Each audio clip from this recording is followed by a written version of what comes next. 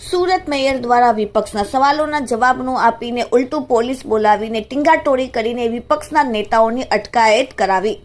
ગત સામાન્ય સભામાં વિપક્ષના આમ આદમી પાર્ટીના કોર્પોરેટરો દ્વારા પૂછવામાં આવેલા પ્રશ્નોના જવાબો આપવાથી છટકબાજી કાઢી સાફ શબ્દોમાં ઘસીને મેયરે જવાબ આપવાની ના પાડી દીધી, જે મામલો ખૂબ જ ગંભીર ગણાયો તેવો છે।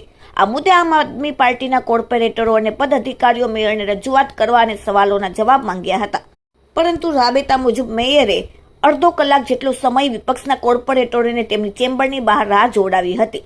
દરમિયાન આમ આદમી પાર્ટીના કોર્પોરેટરો અને કાર્યકરોએ રામધૂમ બોલાવવાની શરૂ કરી હતી। મેયરનો હુરિયો બોલાવ્યો।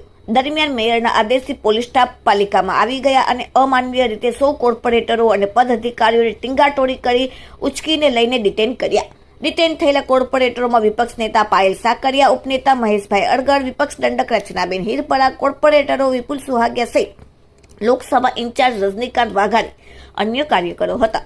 વિપક્ષ આમ આદમી પાર્ટીએ આ ઘટના બાદ મેયર પર આરોપ લગાવ્યો હતો કે તેઓ પોતાનું મનસ્વીપણું બતાવે છે અને લોકશાહીનું ગળું દબાવવાનો પ્રયાસ કરી રહ્યા છે। લોકશાહીમાં પ્રજાના હિતના પ્રશ્નોના જવાબ આપવા મેયર બંધાયેલા છે। મેયર તેમાં પોતાના મનના કાયદા થોપે તે ચલાવી શકાય એમ નથી।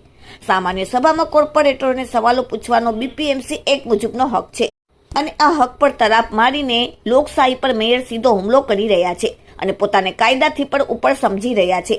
વિપક્ષ નેતા પાયલ સાકરિયાએ કહ્યું કે પાલિકા પ્રજાના વેરાથી ચાલે છે અને પ્રજા પોતાના પ્રતિનિધિઓને ચૂંટીને મોકલે છે, પરંતુ આ પાલિકામાં પ્રતિનિધિઓને સવાલ પૂછવા પર રોક લગાવવામાં આવી રહ્યા છે તે પ્રજાના જનાદેશનું અપમાન છે।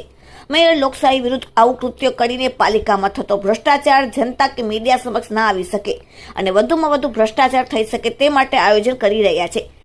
સુરત મહાનગરપાલિકાનું બજેટ અબજો રૂપિયાનું છે, પણ એના વપરાશ પર સવાલ પૂછવાની ના પાડવામાં આવશે તો જનતાને જવાબ કોણ આપશે?